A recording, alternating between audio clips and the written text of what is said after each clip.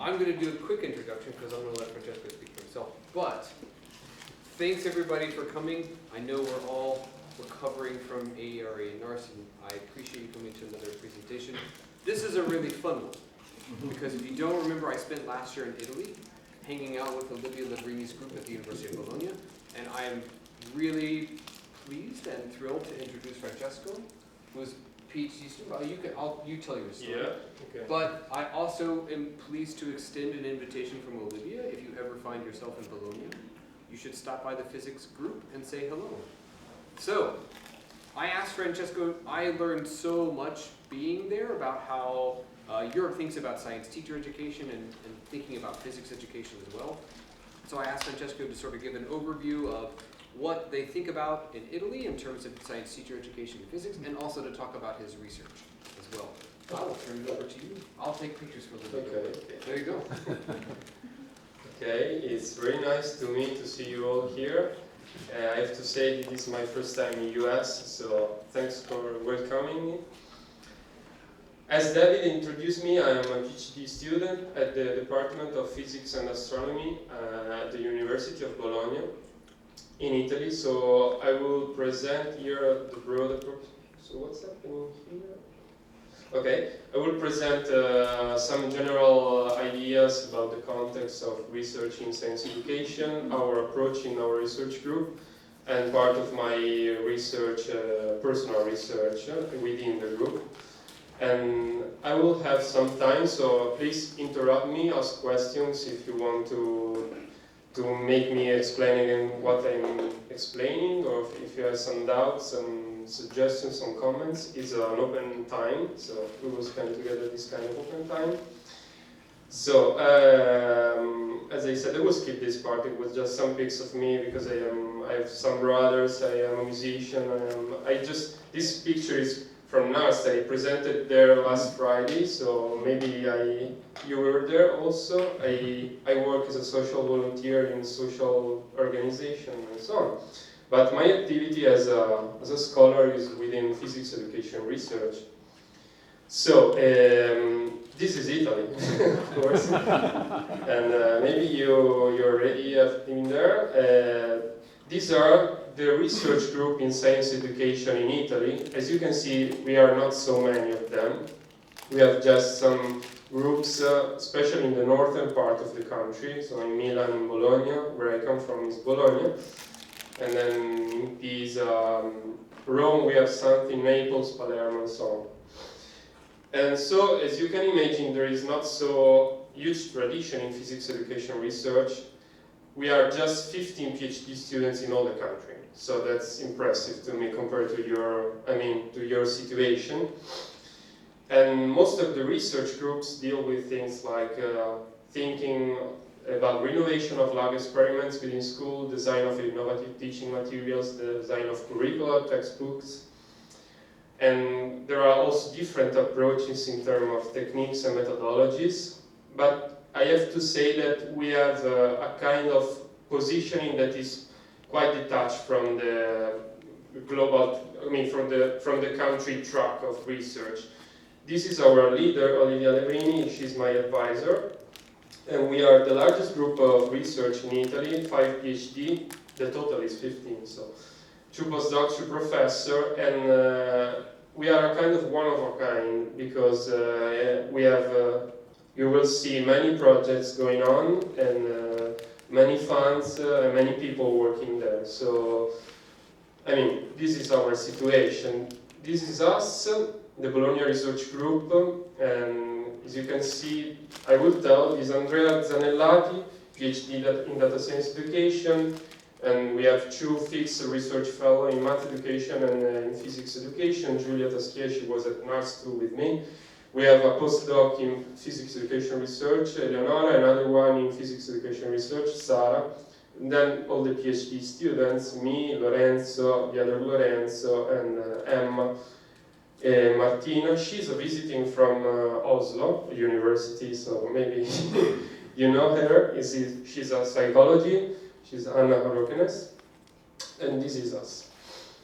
So, something more about our situation in Italy, because I think it it could be interesting to you also to get to know the difference that we have between US and in Italy.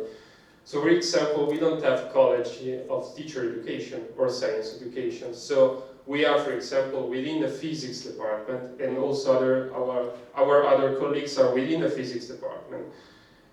But you have somewhere else also just courses on science education. But if you look for a master degree in science education, there are just few of them, in Naples, in Bologna, in Roma, and in Pavia. So this is our master degree curriculum in didactics and history of physics.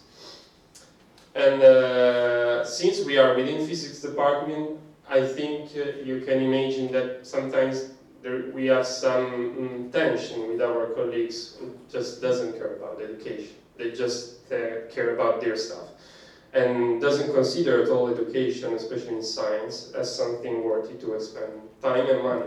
So we are dealing daily tensions, but we are growing and we believe in what we do. So, and also some words about becoming teacher in Italy. It's very hard. I mean, and that's another big difference compared to your situation. Because if you want to become a temporal teacher, you don't require a title, because there are plenty of positions open because teachers are missing. We lack teachers, especially in science subjects. So even undergraduate students are allowed to make substitutions. But if you want to become a permanent teacher, you have to take a bachelor and a master degree in your discipline. You have to take additional exams in psychology, pedagogy, anthropology, and didactics. Then you have to win a national competition, and it's very hard to win. And the competition is made of 3 steps: a written text, then a practical part, and then an oral part, when you are supposed to imagine and try to present an example of instruction about some topic that you select just 24 hours before to make the presentation. So these are just numbers of the latest competition in our region. It is a national competition, but is divided according to the regions. So my region, I participated, we were 153, 10 positions allowed, just 10, and they were extended to 35. And since the competition are not made every year, they are very difficult to pass. The last one is the eldest person that was participating in our competition the last time. So more than, about 60 years old, still not permanent. So you can see the difficulties and the bad things that are coming. So as a consequence, many of the physics teachers do not have any kind of science education formation because they're not allowed, they're just asked to take some exams. They're not necessarily asked to compensate this lack of competencies. And also teachers more focus on provide students with knowledge rather than guiding them through learning where their views and ideas count. Because that's our consideration also of the teachers, as you can see from the National Competition Organization. Then I will pass to our Bologna research approach to science, especially physics education. Physics, because we are all physicists as backgrounds. We are about 15 of us, and except from the 2 persons that got graduated in master, we are all physicists.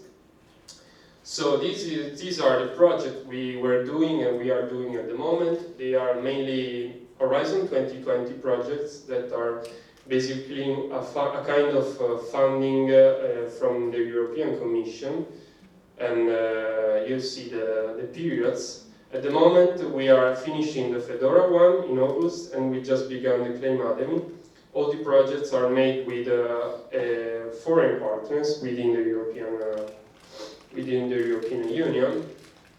So, and what are the key points and objectives that are shared between all across all our projects? Our aim and our starting point is to pursue a scientific learning that could be for students relevant, meaningful, and authentic. because we see many of the times we interview students, they feel like physics and math and science as something very far from their lives and something not useful to their development as people, as citizens, and so on. For many reasons, we will try to get in some of them, but especially so what we want to, transform our learning in something relevant for students in the terms that they should feel that they are learning something close to them, meaningful, so students should feel that they are learning something engaging to them, and authentic in two ways. So personal authentic, so they can put their ideas and views in the content learning, and also scientifically authentic, because we have to stay within the disciplinary boundaries, so work on the detachment between school and practice and scientific practices. Because as you can see, often what happens is that the school that you learn, the science that you learn at school is very different, is very detached from the science that you see around, you see in things, in the engines of your daily life, so you cannot figure it out what is meaningful, your science education at school for what. So our process is a kind of 3-4-ish step process. So we start when we want to develop an instructional activity, a module of some scientific and physics content to work on the discipline. So we start all the times from the discipline, because we are physicists, we have to deal with physics teachers. So we appreciate the value of the discipline. We recognize that there is so much in the discipline that can become a tool for the students' development. So we start with them. Then we develop teaching practices, and then our aim is to develop teaching practices that can allow students to appropriate the science content. And as soon they can appropriate, of course, not everybody can appropriate, someone, just someone or whatever. Our aim is to shape this kind of teaching process as something that can be useful also for the personal identity development. So that's my focus research. I will explain you later. So what do I mean for working on discipline? We much rely on this theoretical framework that is model of educational reconstruction by Renders do it. So when working on the discipline for us, it means to study the knowledge and construct appropriate design principle, respecting the disciplinary authenticity and exploiting the productive forms of complexity of knowledge. So we start from the content, and the process we have to face is, if we want to present this content into the class, we have to transform this science content into science content for instruction. So science is not something given, that's our starting point. It's something that you can reshape, staying within the boundaries of the discipline, but you can reshape and gives new flavor and allows different dimensions of the science content to emerge in order to fit into the context of learning. And then there is after the construction or reconstruction of the process, we have to find out how to pursue this, and it is through these design principles. For example, these are examples of design principles at the basis of a thermodynamics instruction.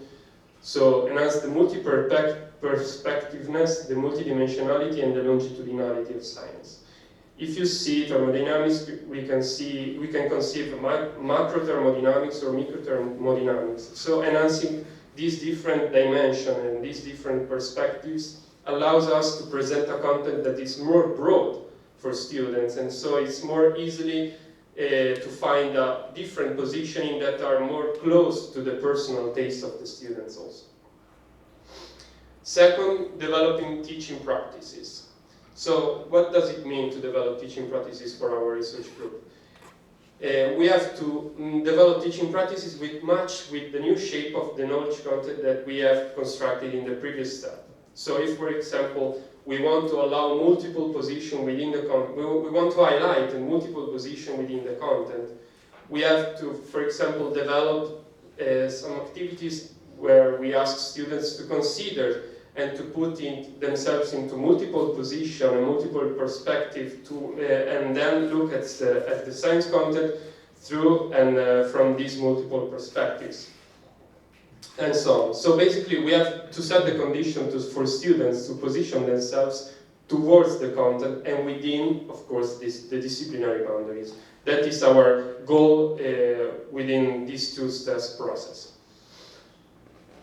Because we believe that, of course, math is not an opinion, and that they were telling me a lot when I was a student, but at least science is telling us that within the content, there are many opinions and perspectives still in debate. For example, the debate between quantum mechanics or general relativity, the dualism of the light, or for example, the historical debate between Bohr and Einstein, and then also the EPR experiment about what is the truth, quantum mechanics or hidden variables interpretation. So allowing these that are part of the history of science and the daily practices of science, we allow students to see that they can have an opinion when they are learning science. There is space for opinions when learning science. Okay.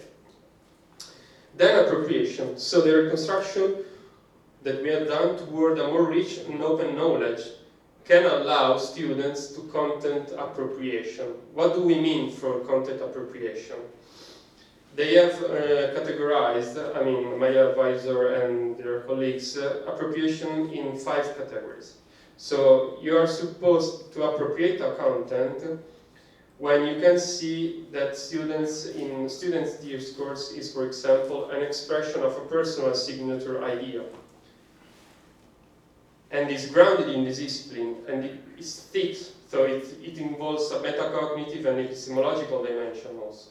It is not incidental in the sense that you repeat and you keep on going with your positioning when talking about this content. And it's also carrier of social relationship, in that it positions the student within the classroom, because that student, for example, has a taste of for the discipline, and he likes to position in the macro perspective of thermodynamics. The other students just like the micro perspective of thermodynamics, for example. So this can position students and allow also to develop a positioning and so also a science identity within the classroom. So towards Fedora, that is our project, my main project, my PhD research is framed within this project. You can see that we started from relevance, meaning, and authenticity that are objectives of our instructional activity. Then we have to respect our boundaries, conditions, so disciplinary grounded teaching, specific class practices, and develop appropriation through learning as instruction steps. You can conceive them as instruction steps to reach the shape that we gave to our research projects. For example, Fedora. Fedora is future-oriented science education to enhance responsibility and engagement in the society of acceleration and uncertainty, and is funded by Horizon 2020 program by European Commission. So these are our partners. We are leading this project as the University of Bologna, but we have also colleagues from Kaunas Technology University in Lithuania, then also University of Helsinki, Oxford University, and these other two, Teach the Future and Formica Brew, are external partners. So, Fedora project, what are the aims? It aims to work on the detachment that you can perceive between science at school and science outside school.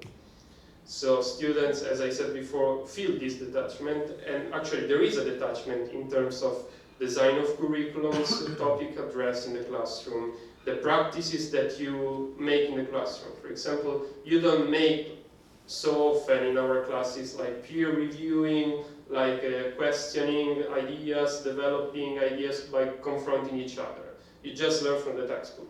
So that's really different from the real scientific practices where you have to deal with colleagues' ideas, we have to argumentate your discourse on something and so on. So this is the objectives, and the way we are doing is grounded on 3 blind spots: the search for new languages, an interdisciplinary approach, and the need to futurize science education. So, the new languages. Why the new languages? Because, as you can imagine, sometimes the disciplinary language is not enough, because it's respecting the disciplines, but at the same time it's kind of excluding different positioning, different tastes for students. It can be an obstacle to get in touch with science, the formality, the structure of the science discourse sometimes. So we don't want to betray the language of science, but we want to enhance by adding some other languages. For example, we want to merge the language of physics with other languages coming, for example, from art, to enhance the meaning of science content itself and provide multiple access points. I was in an activity with a teacher some months ago, and she said this about an activity when we were merging physics with writing. I almost feel like I can consider the language of writing and writing as the rhetoric of physics. And that is very nice, because even writing itself, even that very language needs rhetoric. So anyway, a code that goes beyond the word itself to better express concepts. So you use other languages as a scaffolding to bring to the students the science content itself.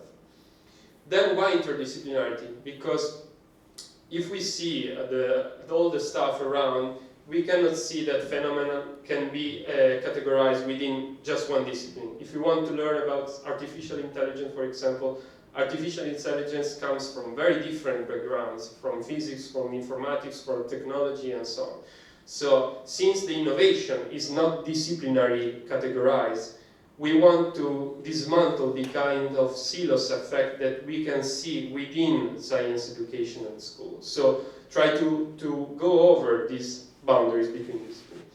And finally, to futurize science education, because we see a kind of discrepancy between the atemporal teaching approaches and the need to support students to construct visions of the future by empowering actions in the present. So trying to develop activities which fosters future scaffolding skills. So these are examples of activity. These are all the activities that have been made so far within Fedora projects. You can see there are many of them. Some of them have been repeated more than once. And they all are grounded upon those three pillars that you have seen before. For example, in the Quantum Atelier, at the bottom right, students were dealing with the second quantum revolution concepts. And then at the end, they were asked to try to represent, guided by the art teacher and the physics teacher too, to find a way to represent the concept of quantum technologies within art products and art artifacts. Or for example, in these activities, Kairos, this is one I'm dealing with very close. Students are merging physics of complex systems with writings. So writing a theatrical piece. So I'm framed within this project Fedora with these aims and with this ambition, this tradition. But my focus that I want to pursue is to study and to take a perspective about disciplinary identity development. So it all started, my interest in science identity, when I was doing my master thesis 2 years ago. I was studying the community of practice theory by Wenger and Leib, and I encountered this concept, nexus of multi-membership. And so the nexus, maybe you know it, the nexus of multi-membership is a place where the people can be represented. Is a metaphor of the sense of belonging to multiple communities, so to being in the development of multiple identities as multiple sense of belonging. So I was starting with a personal, I have to admit, with a personal question. What was the contribution of physics in forming myself? And I didn't know how to answer. So I wanted to be capable to answer this question, not also to me, but also to all the other students, because I feel like physics had a strong impact on my life. So I decided to start with identity research, that is a trending topic. You can see in the latest 30 years is increasing a lot the studies. They are increasing a lot the studies on research, on identity research.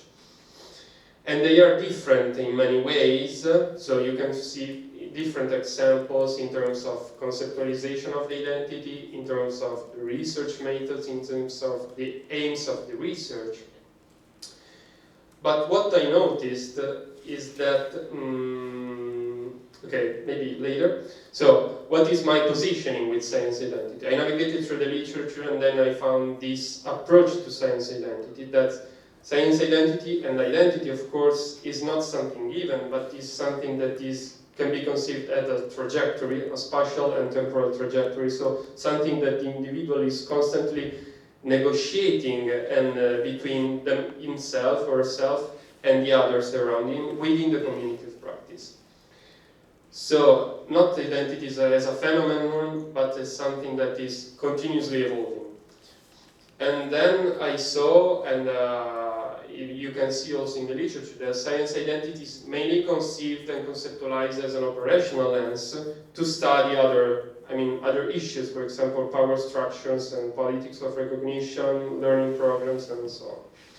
And you can categorize in order to develop your identity with some categories that you can build. These are the most used: the sense of competence, the recognition, the performance, and the interest.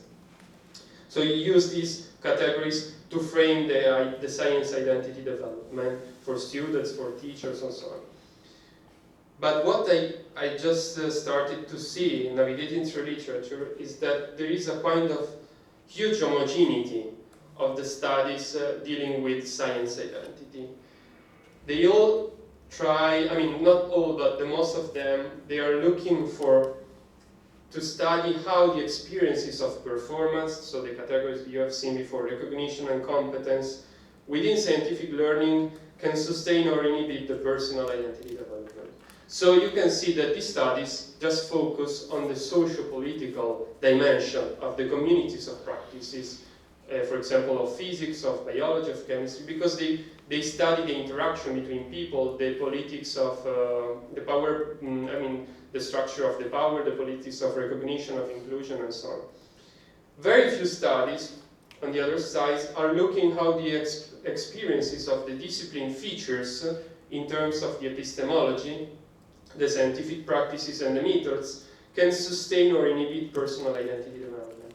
So, very few studies are posing the question how the features of the discipline itself, how the feature of mechanics or thermodynamics or so on, can inhibit or sustain personal identity development. So these studies can be focused on an epistemological dimension.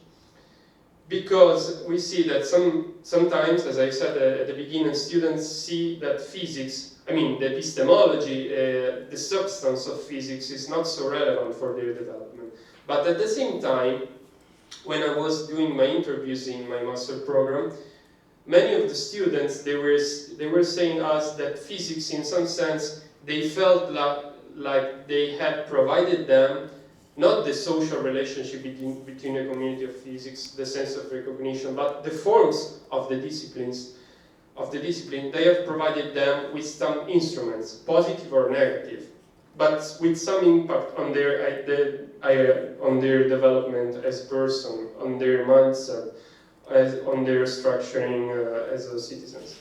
So our aim, my aim of my research problem and my objective is that, of course, I want to take consideration of also the perspective that are dealing with social scientific structures informing science identity, but at the same time I want to try to develop a theoretical construct from data collection and analysis which may help in understanding how the disciplinary epistemological features can inhibit or sustain students' personal identity development. So, in order to do this, I need to ground my research on theoretical frameworks. One theoretical framework I use and we use within our research group is this FRA reconceptualization. So these authors, Erdogan and Dagger, they are within the strand of nature of science, But the interesting that they are doing to us is that they are constructing an image of the disciplines as composed and combined by different parts that can be clustered into two big pieces. One big piece is the core, that is the cognitive epistemic part, and the other big piece is the external ring, that is social cultural part. So when you speak about disciplines, you have many dimensions in disciplines. You have the social interaction, you have the power structure, you have the inclusion, you have the gender issues, but you have also the practices of doing science, the knowledge, the methods of doing science, the aims of doing science, and so on. So, of course, we cannot separate them because they are all combined in forming the disciplines as a whole. But we can concentrate at least on the core and see what kind of impact the epistemological part of discipline can have on identity development. Then I grounded myself, as I already said before, on this other approach when developing instructional activity. So, given my aim to deal with epistemology, I have to ground on a framework that allows me to deal and reshape and give you new identity to this epistemology according to the classroom I want to go. So I took the example of the model educational reconstruction. So my research question in the end is that what epistemological types of knowledge and what kind of educational reconstruction leave room for the development of personal identity in physics learning. And the way I'm trying to address this question that is, very broad and ambitious is that I keep going, designing activities, collecting data, analyzing them in order to take trace, if there are, of course, of all the local ways and all the local answers that show us a kind of contribution to this objective. So all the local traces between that are enhancing a kind of relationship between the epistemology of physics on one side and the identity development, the personal step, the identity work of the students, the self-construction. So I will present just a brief overview of two examples I've been involved in about educational reconstruction. Fisica delle nuvole and Kairos. Okay. Kairos, maybe you know, is a Greek word whose name is, its translation is time, but not the normal time, because time can be translated in chronos, kairos, einautos, eion. Greeks used to have many words because you have different issues, nuances within just one concept. Kairos is the time of the destiny, the time of the fate, the time of the chance.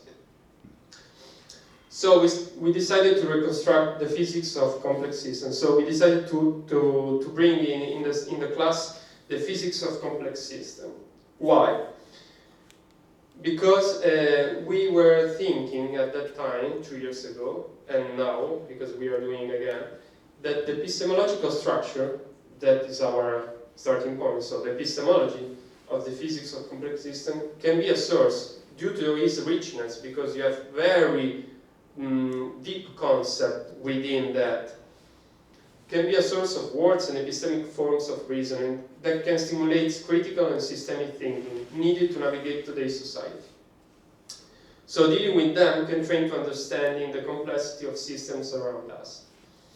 And so this concept, treated in some perspective that I will describe, can help to build conceptual structure for students, models or metaphors to orient oneself in today's society.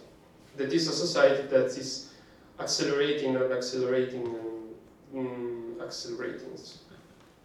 So this is, we were just summing up in one day with my master students and my advisor the whole process from the choice of the content, then the study of the content through the manuals, then the choice of what experiments bring into school, what concept bring to schools, how do they then, with what aims. So this is what we mean by educational reconstruction, okay? And we like so much blackboards, so we were doing that in the blackboard, the old way. So, two examples, as I said. La fisica delle nuvole, grade 9, 3 years ago, we chose to present the basic concept of complex system. And students, that the second part of the module, I will explain later, but just a little spoiler. We have said that we want to merge different languages, okay? So, the physics languages through the concept of complex system, and then another language to enhance this meaning. And we were choosing, because we were, in our team, another teacher, a literature teacher, we were choosing the language of writing, okay? So creative writing. And then we are doing, again, with grade 10, in these months, the same stuff as before, but we are adding some more concepts. I will explain you in a minute. And we are adding also laboratory session this time. So in the first time, the students were asked to attend 1 hour each lectures on complex system and their properties, concept, as I said, chosen and reconstructed by physics teacher upon a model of educational reconstruction approach.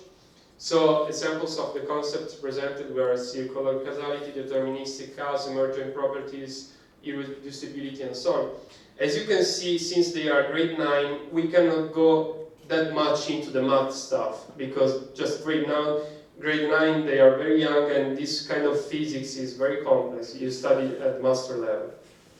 But we wanted to construct the meaning, to report the meaning of this concept. I mean, their depth, their broadness, in some sense.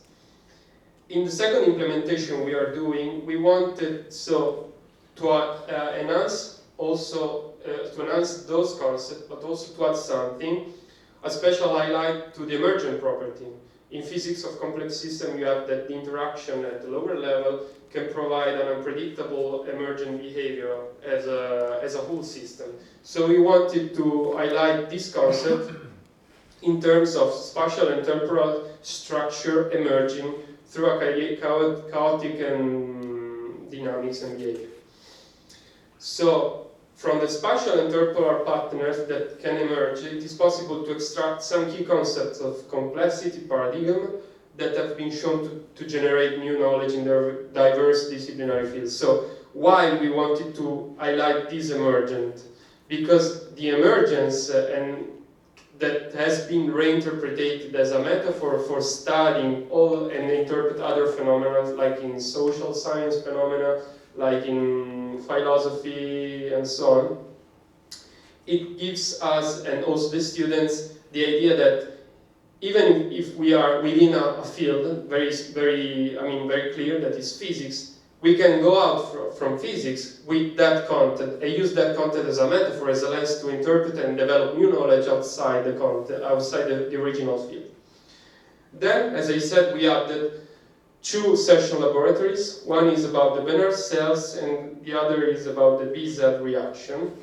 So they are a phenomenon that occurs in the physics of complex system. The Bénard cells are cells, these are pictures from our interpretation.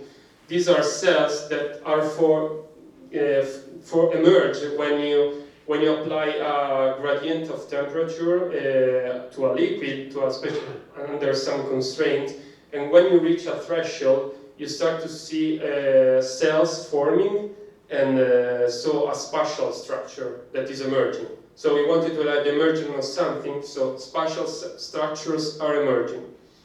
The other is an oscillatory reaction, so you just add reagents in a beaker, and then if you keep on stirring the reagents, you see that it emerges a period in the colors. So the solution changes colors according to a period. So this is another structure, a temporal structure, that is emerging. So 2 structures, temporal and spatial structure emerging. We don't know why, we don't know how. I mean, we can see how, but for students, we don't know how. We just know because of the local interaction. So we wanted to highlight this process. From the interaction at the local level, you see macro events coming. So some consideration of this. starting from a condition in which there are no space-time structures, because if you don't steer, there is no color. If you don't hit, there is no structure. We see the emergence of space structures or time structures. So both processes can be interpreted as bifurcation from an unstable state into two new stable states, or three new stable states in the case of colors, which finally led to a chaotic regime as a superposition of space and time patterns and so on. Hence, so the bifurcation, which defined the emerging space-time structures, it becomes, when described and faced in this way, as an analytical tool used to study other phenomena. We see that, for example, bifurcation can be used, and then has been used as a lens to interpret the opinion dynamics in social science, for example. And so it can be used also outside the original discipline, that is physics. So that's what we mean for educational reconstruction. To show scientific epistemological features, so go into the concepts of the physics, study them with the students, translate them outside the discipline, so providing them examples of how they can be lenses for other things, reporting and enhancing their meaning through new languages, so working on the new languages, ensure their potentialities as analytical tools in other contexts, but also for personal tools. So in the second part of these activities, we were asking students to write something, guided by the teacher the literature teachers. So they were asked to set the stories, to write stories in group or personally in this new implementation, to write stories that are set within a complex system, to refer these stories in some sense to the epistemological features that we have discussed and co-construct together in the classroom, and also to deal with the narratological constraints with the narrative language. Okay? So what do we mean for narrative constraints? The teacher guided them in using different narrative sequences, in choosing and constructing a beginning sequence and an ending sequence, in making use of some narrative techniques borrowed by famous writers that have been dealing with complexity. For example, Italo Calvino is one, or other things like how to insert the humor in a story. So things that are coming from the literature, but we merge it because we have to refer, the content is provided by the physics of complex system.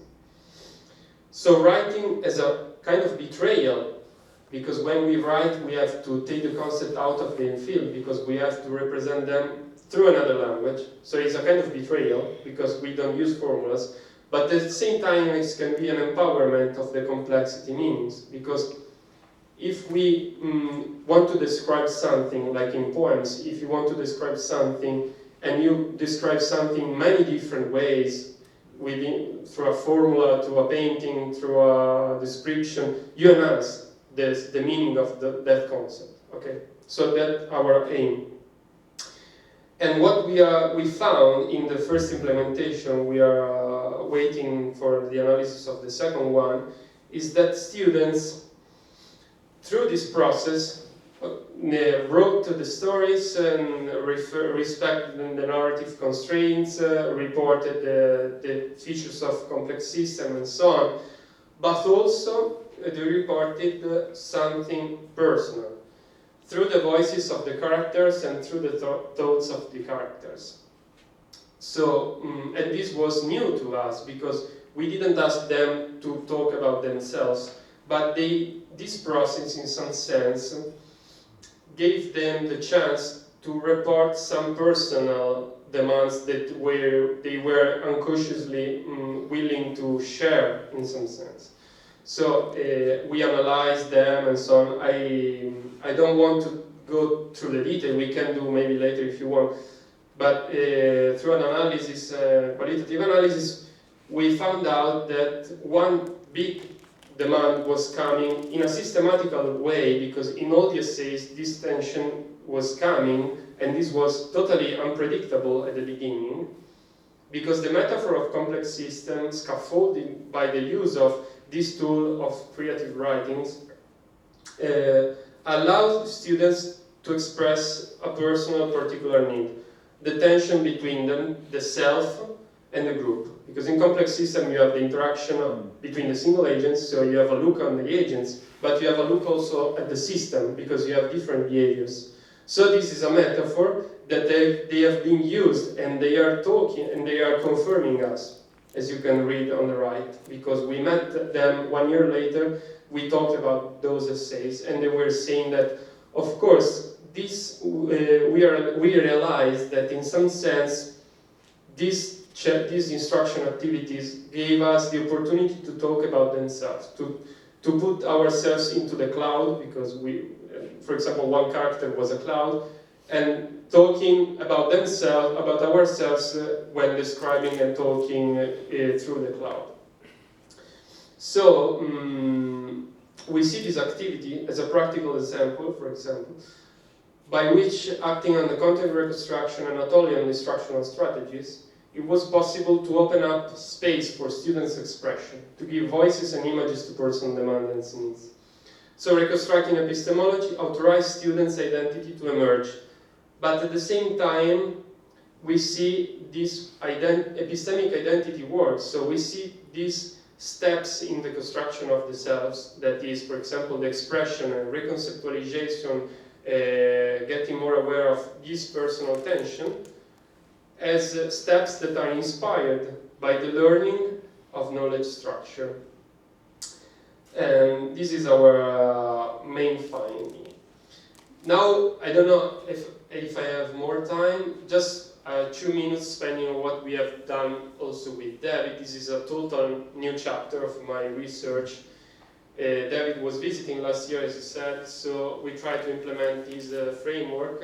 I mean, this framework, ambitious science teaching, you know way better than me, in Italy, with a master student, but in some sense it's still related to our objective. We wanted to see how the implementation of this framework can enhance this identity development, appropriation that we are trying to study within our research group.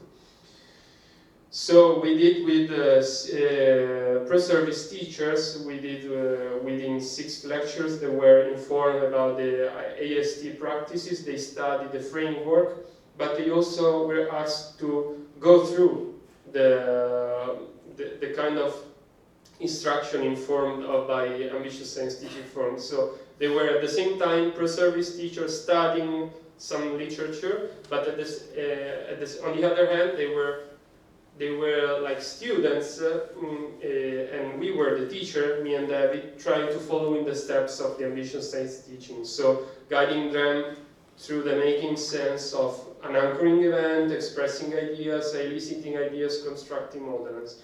This is the event that we chose. I chose the synchronization of metronomes. Maybe you know it. These metronomes got synchronized because of many reasons, but especially because there is the table that is guiding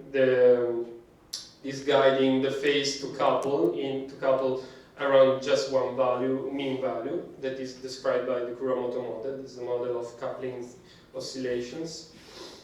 And we were asking students, of course, to follow the steps of ambitious science teaching and so on, to build their explanation models.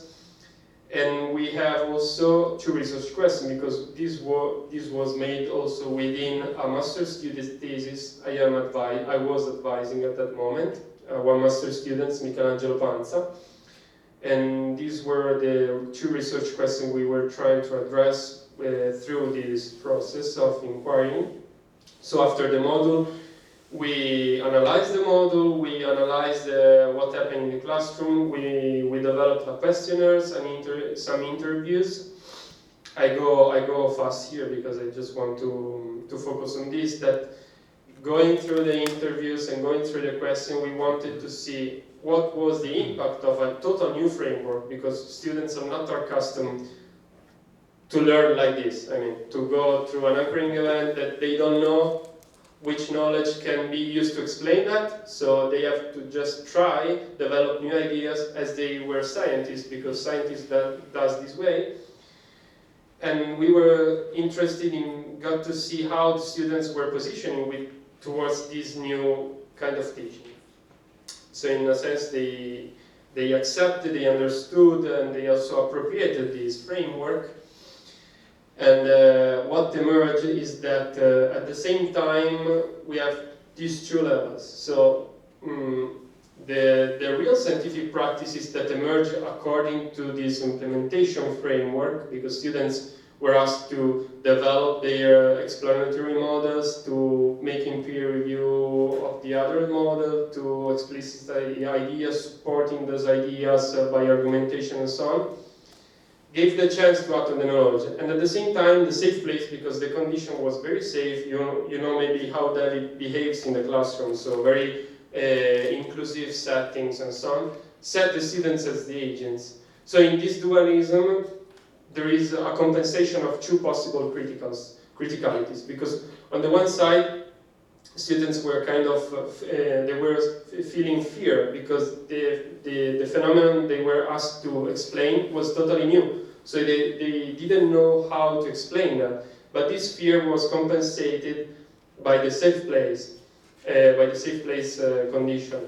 And at the same time, the epistemic scaffolding given by the scientific practices filled the classroom discourse with meaning and scientific knowledge.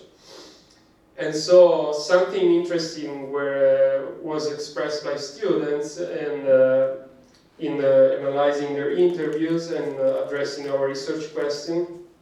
So the framework was accepted, and but also explaining how the framework goal of epistemic outreach was achieved thanks to the dualism of safe place and scientific practices, as I just said to you, but also that we saw that displaying how working with the real scientific practices at school, so dealing with ambitious science teaching framework approaches and so on, it is possible because the students were telling us that through going through the real scientific practices that are embedded in this framework, they were feeling that they were kind of approaching more into the science outside school, kind of approaching to real scientific practices. They were recognizing the aim of the framework, so they were in a way reducing the feeling of gap between science at school and science outside school. So in a way, they develop awareness and on this gap, and at the same time they reduce in a way. And this is the end of this work. We are trying to see maybe if there is some implication of the futures. And I would just to end this presentation with this. Today in Italy we have a national holiday, and it is the day when Italy got freed by the fascism in 1945. So all my families, all my friends are celebrating there. It's maybe the most important holiday festivity. It's very important because it became the starting point for our republic in Italy. So I want to say thank you to you for your attention, and also thanks to these men who got freed, who freed Italy in like 8 years ago. About. Thank you.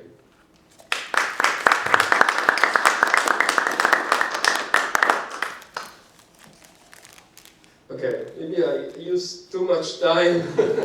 I am sorry. Okay, any question? I'm here. Comments, doubts, explanations, insults.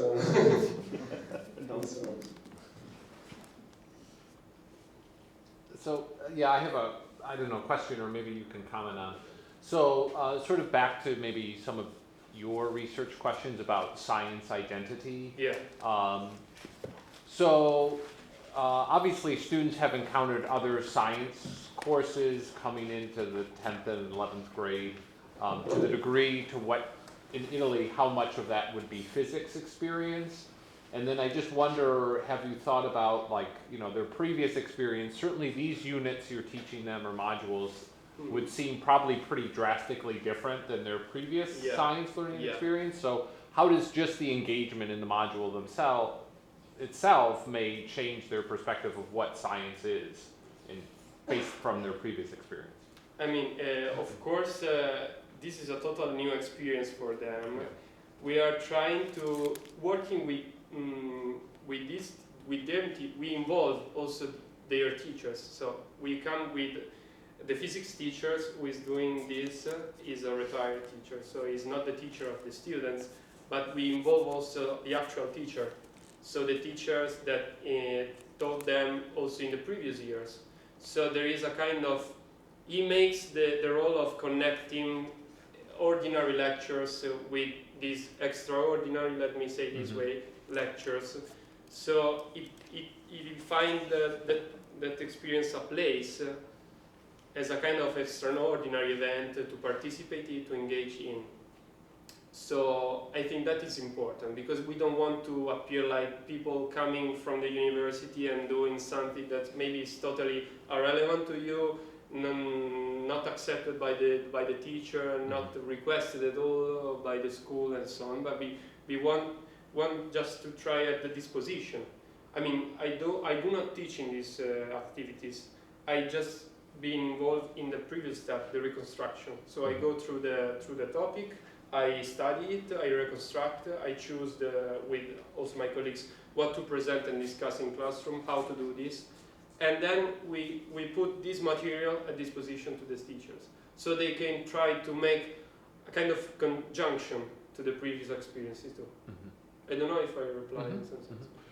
Just maybe a comment on like what maybe more, even more generally for high school students, what is their science identity even in high school, or from physics, what would be their background or experience or even identity with physics? Grade 9, they do physics for the first time. So I don't know if they have physics identity. Maybe they have science identity. Yeah.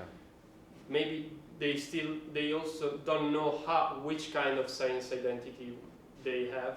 But I mean, our position is not to see what kind of identities they have, because we don't want to say, you have this kind of identity, so go there, you have this kind of computational identity. We just want to, okay, you can construct your identity as Francesco, as Mark, and as a person. This is physics.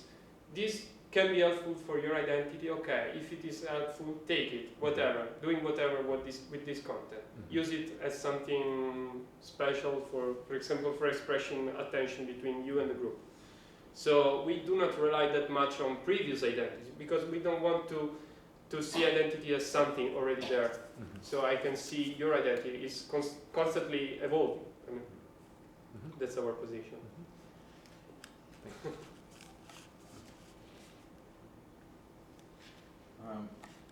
I had a question regarding the complex system aspect. So, what were the challenges like that you noticed in students while getting, and what were the also strategies you used in the unit to really, in a way, to convey and explain students the different aspects of the complex systems? Yeah. What was there at all such an explicit introduction, and if there was, what was it, and basically also what were, if at all, what were the challenges with regards to introducing complex systems to the students? I mean, the main challenge is that complex system physics is telling you something very different from what is telling other kind of physics, like for example mechanics. Because mechanics, you set the condition, you know the initial position, the initial velocity, you see what is gonna happen. In complex systems, you set the position and you still do not know what is gonna happen, because we have deterministic chaos involved. So the difference is huge, as you can see. So one challenging was accepting this, because my physics teacher always told me, okay, this is gonna be the evolution of the system. So I can rely on the evolution. if we dismantle this concept of keeping tracks of evolution, that's a challenge. Okay. The other challenge is to have the ability to develop the instruments by which to look at the complex system. And we use, for example, net logo simulation, maybe you know, in order to give a representation, because it's not so easy to develop in your own mind, emergent behavior. What are emergent behavior? What are emergent properties? So we give a representation to help us in transmitting students our conception about these what we mean by emergent behavior.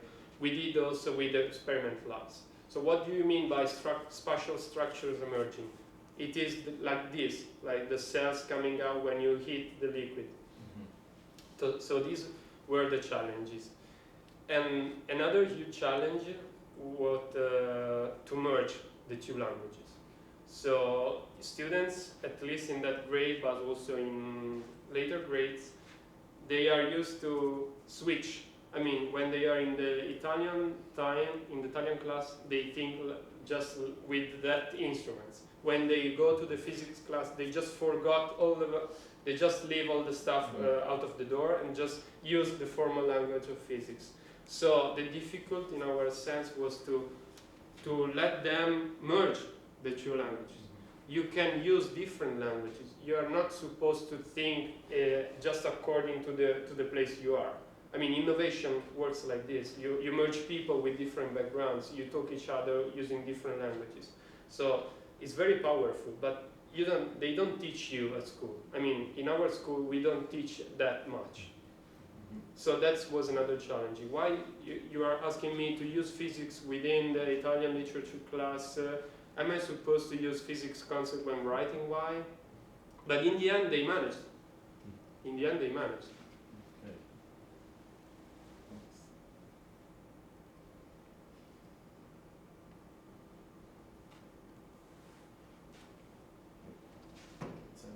It's time.